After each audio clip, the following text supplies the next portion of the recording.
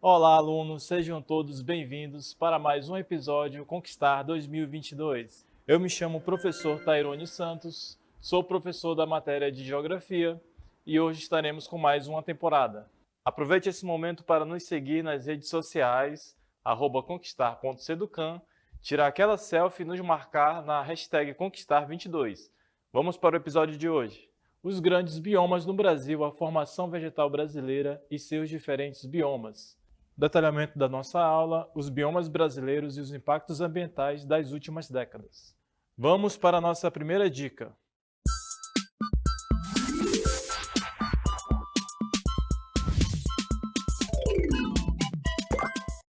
Vamos para o nosso exemplo do dia a dia. Então, a pergunta de hoje é: por que as plantas da floresta amazônica são predominantemente verdes? Você já se questionou alguma vez do porquê esse tipo de região ser tão parecido em relação à vegetação? Será que isso acontece devido a alguma influência climática? Ou será que isso ocorre por conta da formação do relevo? Ou será que talvez seria por conta da predominância de rios também na região? Temos muitos rios, muitos afluentes, e aí isso pode talvez interferir nesse tipo de coloração? Será que toda a região amazônica é tudo igual praticamente, é tudo homogêneo? Será que os estratos das árvores eles são parecidos também? Superficialmente, quando a gente vê imagens de satélites, ou vê imagens aéreas ou fotografias dessa região, nós associamos como se fosse uma área totalmente igual. Mas será que isso realmente acontece?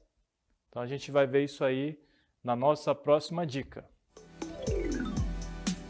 A dica de número 1 é: a mata sempre verde está ligada à quantidade de distribuição de chuvas.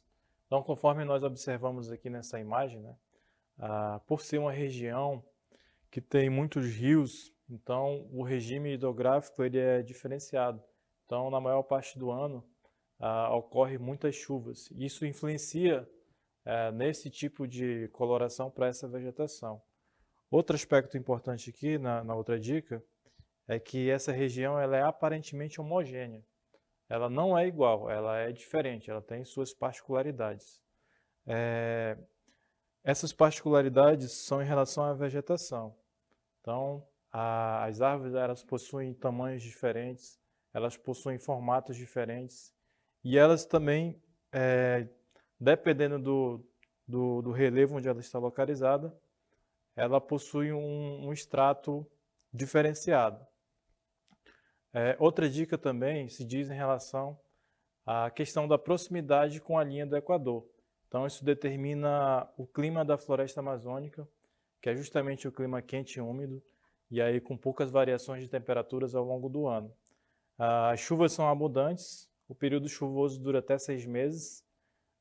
Fatores como calor e umidade são determinantes para explicar essa enorme biodiversidade presente na floresta amazônica. Então aqui a gente percebe que nada mais é do que um mito falar que a floresta amazônica ela é totalmente homogênea. Pelo contrário, ela possui muita diversidade e possui muita variação em relação à vegetação e demais fatores. Em relação ao tipo de vegetação no bioma da Amazônia, pode-se dizer que se dividem em 3 principais categorias, conforme temos aqui as imagens ao lado. Então, aqui na primeira imagem temos a mata de terra firme, na segunda imagem, mata de várzea e na terceira, mata de igapó. Os 3 tipos são diferentes, né? Possuem suas características próprias. A primeira imagem aqui nós temos a mata de terra firme, então são árvores que compreendem as partes mais altas do relevo, portanto são áreas onde não existe inundação. Então, durante a maior parte do ano, essas regiões elas não são inundadas, então terra firme. E como exemplo a gente pode ter a castanheira, temos a sumaúma, que é uma das maiores árvores da região amazônica. Então são árvores de grande porte, com o extrato vegetal muito grande, as folhas são muito grandes, né? Então são árvores grandes, no geral. E aqui no segundo exemplo nós temos a mata de várzea, né? Então, são representadas por grandes áreas inundáveis durante alguns períodos do ano. Então, existe esse tipo de regime, né? Então, regime híbrido. Então, boa parte do ano se encontra inundada, e outra parte do ano encontra-se em período de seca. Tá? É bem comum aqui na região amazônica, principalmente por se tratar de uma vegetação que está muito associada à proximidade dos rios. Então, a gente chama de mata de várzea, essas matas que são híbridas. Então, um período do ano ela se encontra inundada e outra parte do ano ela se encontra exposta. Né? Então, a vegetação de mata de várzea. E, por fim, temos a mata de igapó. Então, é constituída justamente por estratos mais baixos da vegetação. Então, apresentam-se inundadas praticamente durante todo o ano. Então, aí, durante todo o ano, esse tipo de vegetação ela vai se encontrar submersa. E aí, uma característica bem comum desse tipo de vegetação é que as raízes são curtas e essa vegetação ela possui uma facilidade muito grande em absorver água. Então, por isso que ela tem essa facilidade, né? Então, a mata de igapó, relembrando aí, são os estratos que estão permanentemente inundados durante o ano todo, certo? Agora vamos para o nosso conceito. Vamos agora compreender o conceito da flora, né? Então, a flora da região amazônica, do bioma Amazônia, é constituída por aproximadamente 30 mil espécies, das quais 100 mil existentes na América Latina. Então, vemos aqui a grandeza desse território em se tratando de espécies. E entre essas espécies de plantas, temos aqui, entre as mais conhecidas, né, a Vitória régia, que é justamente características lá da mata de igapós. Aqui na figura ao lado, né, temos alguns exemplos dessa diversidade de plantas e espécies. Né? Então, aqui temos a Vitória régia, temos espécies de orquídeas, temos guaraná, temos a seringueira, né? Tucumã, cupuaçu, açaí, sumaúma, as árvores lá de grande porte. Então, relembrando novamente, né, como a gente viu anteriormente, essa floresta ela não é homogênea, ela possui uma diversidade muito grande de espécies. Então, esse bioma amazônico é um bioma muito rico, muito grande, tanto em extensão quanto em diversidade de espécies. Agora vamos para o nosso próximo conceito, que está relacionado à fauna da região. Então, a fauna dessa região amazônica, do bioma brasileiro, com maior riqueza de espécies. Então, aí abriga mais de 73% das espécies de mamíferos e 80% das aves existentes no território nacional. Então, preste atenção, lembre aí dessa informação. Então, é o bioma que mais tem espécies aí de aves e de mamíferos. Também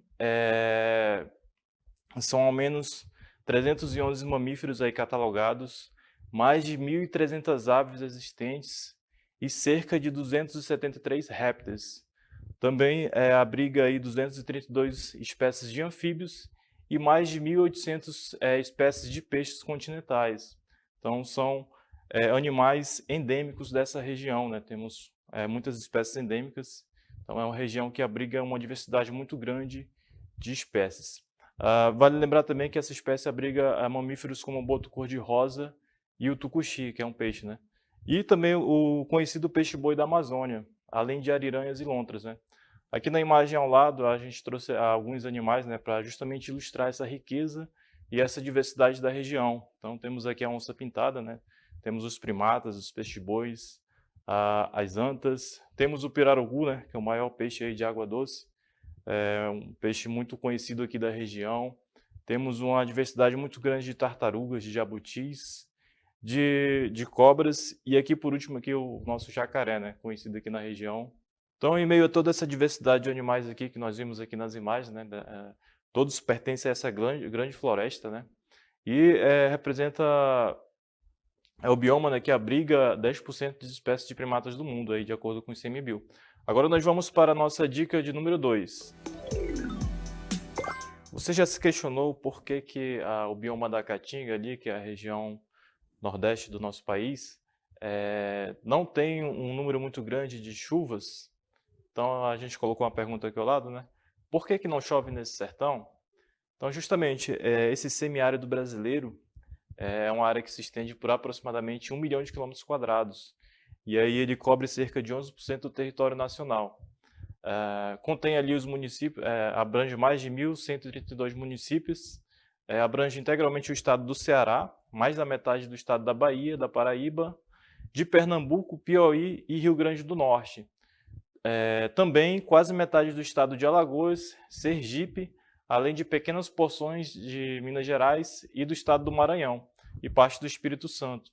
Então é uma região que abrange muitos estados e em sua maior predominância é uma região árida, né? Então com poucas chuvas, e a gente vai descobrir o porquê disso no nosso próximo conceito.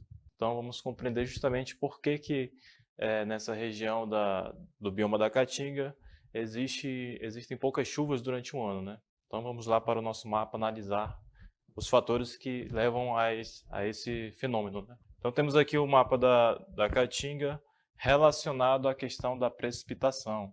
Então a precipitação diz respeito ao número de chuvas nessa região. E aí nós temos aqui um recorte de 3 meses, né?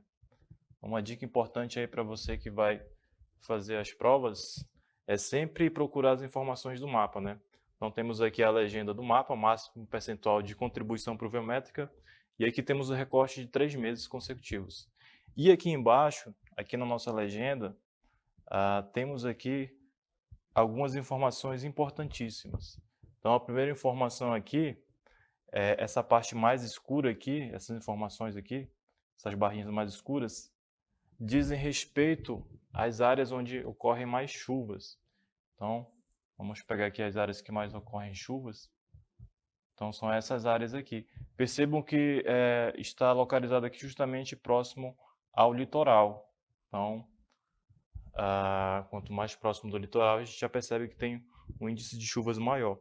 Já aqui na parte de baixo, essa parte aqui, temos a informação que o número de chuvas ele é menor, então chegando até 0 aqui em algumas regiões. Então essa parte aqui mais clara do mapa, essa região aqui mais clara, então é a região que ocorre pouca frequência de chuvas. Então vamos compreender justamente por que ocorre esse fenômeno. Então o primeiro significado se diz em relação à questão dessa região, o seu nome, Caatinga, né? Então, na língua indígena, significa mata branca. Então, refere-se justamente ao aspecto da vegetação durante a estação seca. Então, quando caem as folhas da maioria das árvores e os troncos aparecem esbranquiçados e brilhantes, dominando a paisagem. Então, essa paisagem natural ela é composta aí, por esse aspecto. Então, daí o significado do nome Caatinga, né? Então, como é que a gente compreende esse fenômeno, né? Então, por que essas chuvas ela não chega na região total dessa região? Então, o primeiro fator aqui diz respeito à questão da existência do Planalto da Borborema e das chuvas orográficas. Então, aqui na figura, né, percebemos aqui a planície costeira. Então, vimos lá que essa região aqui é a região litorânea. Aqui nós temos chuvas orográficas. Então, tem uma incidência muito grande de chuva nessa região, que até o aspecto da vegetação ela é diferenciada. Existe até a certa presença da Mata Atlântica nessa região. E, entrando mais aqui no continente, vamos perceber que existe o Planalto da Borborema. Então, o que é o Planalto da Borborema? É uma formação do relevo que ocasiona um acidente geográfico e faz com que essa chuva ela não consiga transpor aqui para outra parte continental.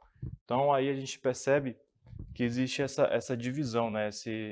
Aqui no meio nós temos esse planalto influenciando nessa formação das chuvas, da precipitação.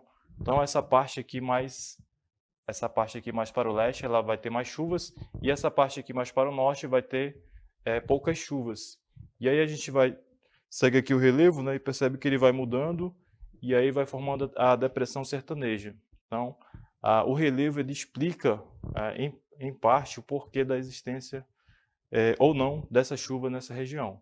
Então recapitulando aqui, regiões de planalto e altitudes elevadas forçam o escoamento atmosférico, então influenciam diretamente no clima dessa região, como nós vimos aqui na imagem, né, essa região da Caatinga, onde existem poucas chuvas. Lembrando também da existência dessa região, o Planalto da Borborema. Então, aí essa formação, esse relevo tem um comprimento em torno de 400 quilômetros, né, de norte a sul. Então, o pico máximo dele possui altitude de cerca de 1.260 metros. Então, o que explica parte da origem do clima seco justamente nesse interior nordestino. E aí também vimos aí a existência das chuvas orográficas e das formações do barlavento e do sotavento. Vamos agora para as nossas considerações finais. Então, recapitulando nossa aula de hoje, vimos sobre a importância, né, do bioma da região amazônica. Também pudemos descobrir um pouquinho sobre as diferenças, né, da vegetação e estudamos um pouquinho da fauna e da flora desta região. Também podemos entender um pouquinho do bioma da Caatinga, né, quais foram as influências para que essa região não tenha tanta ocorrência de chuva, né? Aí nós podemos entender um pouquinho do relevo atuando diretamente neste fator. Aproveite esse momento agora para seguir nossas redes sociais. Vai aparecer aqui na tela, @conquistar.seducan. E também não esqueça de marcar nossa hashtag conquistar22. Agora vamos para o nosso momento da selfie. Vamos lá.